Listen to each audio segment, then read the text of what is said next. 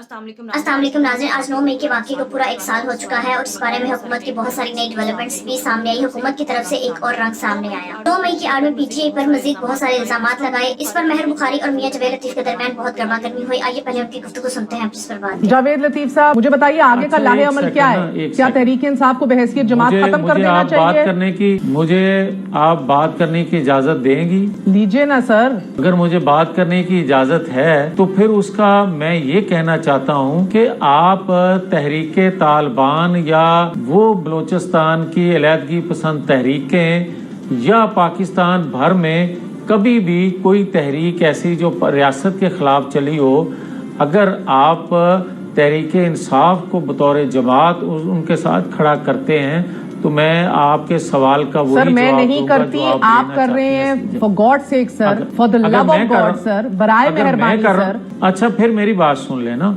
अगर मैं कर रहा हूं तो मैं तो आपको कह रहा हूं कि कोई भी दहशतगर्द तंजीम इस तरह का फेल करती है तो उससे डायलॉग नहीं हो सकते, उससे वही सलूक। ठीक है, अब अगला सवाल सुन लीजिए। आपने दहशतगर्द करार दे दिया तहरीक इंसाफ को। अब फरमाइएगा कि 92 मेंबरान पार्लियामेंट की मैंने उन लोगों को, करोड़ों लोगों ने जो वोट मैंने सारी जमात को नहीं कहा सर, आज मैंने सारी कैबिनेट जमात रिपोर्ट को जो पेश हुई है उसने तहरीक इंसाफ को ही जिम्मेदार ठहराया है, तो वो पूरी जमात है ना। Let's stop playing with words here. अच्छा एक सेकंड, मरियम ने भी कहा है सर नहीं होगी बात, तो मेरा सवाल आगे भी तो बढ़ने देना।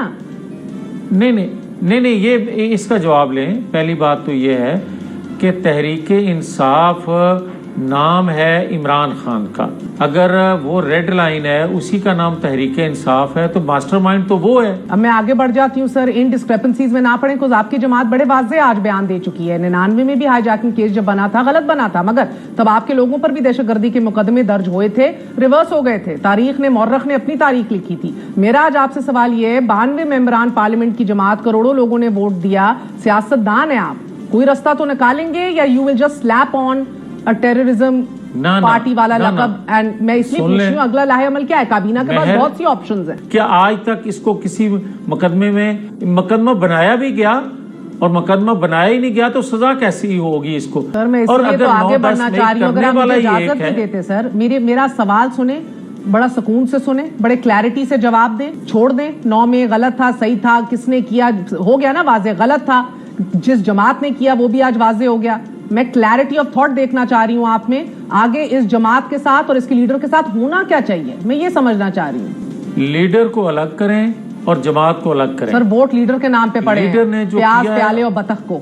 अच्छा फिर मुझे ये बताएं कि अगर बतख को पड़े हैं या किसी और निशान को पड़े हैं तो उसको आप मकबूल समझ के या उनको वोट डलने देख के मैं अगर यही बात मान लूं तो क्या रियासत के अदारों को उसके मुताबिक फैसले करने चाहिए कि इसकी मकबूलियत है या इसको वोट पड़े 8 तारीख को? जो कौम ने वोट अगर दिया है तो इसका मतलब ये हुआ कि आइंदा जो मकबूल होगा, आइंदा जो ताकतवर होगा, आइंदा जिसके पास अफरादी कुव्वत ज्यादा होगी, वो जो चाहे अदारों के अंदर फैसला करवा लिया करेगा। एक तो पहले तफरीक कर लें, फैसला बाद में होगा। मकबूल और ताकतवर दो अलग अलग चीजें हैं आज के मंजरनामे में। और आप मानते तो हैं कि मकबूल है, आप कह रहे हैं कि मकबूल है लेकिन गलत किया, तो फिर क्या करना चाहिए उसके साथ, ये फरमाए दीजिए। रियासती अदारों से जो लोगों को गिले शिकवे शिकायत हैं उसको जो उजागर करता है, रियासत में लोग उनके साथ चलते हैं, ये भी एक हकीकत है। पॉलिसी साजों को ये भी देखना पड़ेगा। और अगर 9-10 मई के किरदारों को आप पहले 8 फरवरी से बेनकाब कर देते, नाम ले लेते, तो 8 फरवरी को ये वोट ना पड़ते। सवाल करूंगी आपसे जावेद लतीफ साहब, किसकी गफलत है कि पहले बेनकाब नहीं हुए? पहले तो ये बताइए मुख्तसरन। इंसाफ देने वाले अदारे जो हैं 1 साल के अंदर रियासत को इंसाफ नहीं दे सके कि इन्वेस्टिगेट अदारे जो हैं जिन्होंने 9-10 मई के लोगों को इन्वेस्टिगेट किया, उन्होंने वो चीजें पब्लिक क्यों नहीं की? यानी कि उन्होंने लोगों को क्यों नहीं बताया? पूछ रही हूँ, एविडेंस नहीं था मुकम्मल तौर पे या कोई और प्लानिंग थी? क्या था प्लानिंग, क्या थी मनसूबाबंदी, क्या थी ताकतवर हलकों की?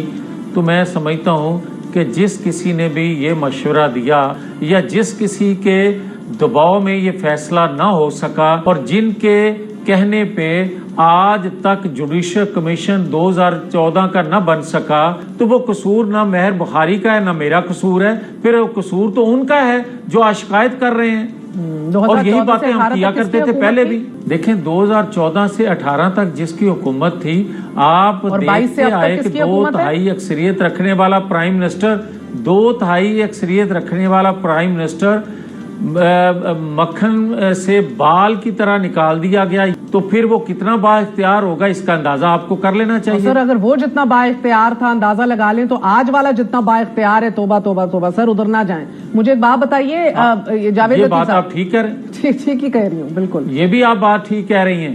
پورے سسٹم کے سب سے بڑے beneficiary P M L N نے اپنے آپ کو تصور کیا, پھر 8 فروری کو جو پی ایم ایل این کے ساتھ ہوا, اور اب آگے بھی جو ہونے جا رہا ہے, آپ کو لگ رہا ہے کہ پولیٹیکل کیپٹل ریوائیو ہو جائے گا آپ کی جماعت کا؟ دیکھیں ہم کبھی بھی بینیفیشری نہیں تھے 9-10 مئی کے. ہمارے ساتھ وہ نہ ہوتا 9-10 مئی تو آج 8 فروری کا سینیریو چینج ہوتا. ہمارے ساتھ 18 ماہ کی حکومت بنوانے کی جو مینجمنٹ ہوئی وہ بھی ایک سازش تھی. آج بھی 8 فروری کو جو ایک سیکنڈ میری بات مکمل ہو رہی ہے, مجھے تو تجسس ہو جاتا ہے ایک دم. کس نے سازش؟ میری ایک سیکنڈ, میں یہ کہتا ہوں کہ 8 فروری کو بھی جو مینجمنٹ کی گئی, اگر ہمارے پاس سادہ اکثریت نہیں تھی تو ہمیں کیوں کہا گیا حکومت بنانے کے لیے؟ ہم نے تو انکار کیا تھا. اور پھر دیگر جماعتوں نے کیوں نہ حکومت بنائی؟ نہ آپ کا 2/3 کا وزیر اعظم تگڑا ہوتا ہے, آپ لوگوں کو زبردستی حکومتیں بھی بنوا دی جاتی ہیں, زبردستی کیسز بھی معاف ہو جاتے ہیں. مجھے تو ترس آ رہا ہے سر. مگر رانا ثناء اللہ کہتے ہیں کہ ہم ووٹ کو عزت دو کا نعرہ جب سے ہم نے چھوڑا ہے تب سے عمران خان نے اپنا لیا اور اس کا فائدہ اس کو ہو رہا ہے. ووٹ کو عزت دے رہے ہیں آپ لوگ آج کل؟ یہ بھی جو بات آپ کہہ رہی ہیں نا کہ آپ بڑے مظلوم ہیں کہ آپ کے کیس بھی ختم ہو جاتے ہیں, واقعی آپ ٹھیک کہہ رہی ہیں کہ 6 سال بعد ہمارے کیس ختم ہوتے ہیں.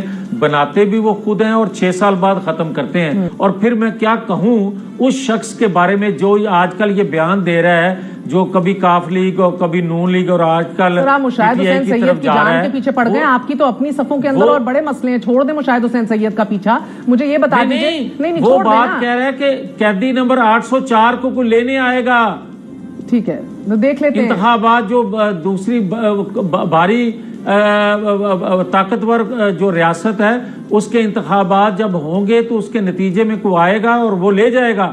تو پھر مجھے یہ بتا دے نا کہ پاکستان کا آئین, قانون, ادارے نام کی کوئی چیز رہ جائے گی؟ وہ تاریخ کو رکھتے ہوئے کہہ رہے ہیں سر, وہ پتہ نہیں تب میاں صاحب کا کیا نمبر تھا, قیدی نمبر کیا تھے, مگر وہ گیا جہاز جدہ, وہ گیا جہاز لنڈن, بہت کچھ پس پردہ ہوتا رہا. وہ کیسے گیا؟ انٹرنیشنل ہم نے 9-10 مئی کیا تھا. انٹرنیشنل کمیونٹی ہم نے 9-10 مئی کیا تھا. Not compare apples and oranges for the love of God. ہر چیز کا سوال 9-10 مئی پہ نہ جائیں, 9-10 مئی پہ نہ جائیں ہر چیز کے. آپ لوگ واقعی آپ کے ساتھ بہت برا ہوتا ہے سر, اور پھر حکومت میں بھی زبردستی بٹھا دیا جاتا ہے. ظلم ہے, ایسا نہیں ہونا چاہیے. مجھے آخری بات بتائیے گا سر, یہ بتا دیجئے کہ ابھی جو حکومت چلائی جا رہی ہے, بیانیہ جس جماعت کے پاس ہے نہیں, اور ایک بیانیہ صحیح ہے یا غلط ہے وہ سر چڑھ کے بات کر رہا ہے, اس کو آپ اس کرائسس سے نکالتے ہوئے بھی ہمیں نہیں دیکھ رہے. آپ دیکھ رہے ہیں کہ پہلے D G I S P R کو پریس کانفرنس کرنی پڑی اور پھر لائن حاضر ہو کے تمام تر وہ حکومت جو کل تک دعوت دے رہی تھی مذاکرات کی, آج بات کہہ رہی ہے کہ خبردار کوئی بات نہیں ہوگی. تو جو حکومت ایک کرائسس میں رہنمائی نہ کر سکے اور اس کو راستہ کوئی اور دکھائے اور پھر وہ لیڈ کرے, تو you think when you come out of the other side. پہلی بات تو یہ ہے کہ میں نے کہا کہ یہ ارینجمنٹ کیا گیا, حکومت بنانے والا مظلوم ہے. مگر جو آپ بات کر رہی ہیں نا کہ بیانیہ نہیں ہے, بیانیہ یہ ہے. بیانیہ یہ ہے کہ پاکستان کی معیشت کو استحکام دینے کے لیے یہ 1 پوائنٹ ایجنڈا حکومت ہے. اور بیانیہ لے کے تو 8 فروری کو میدان میں اترے تھے سر.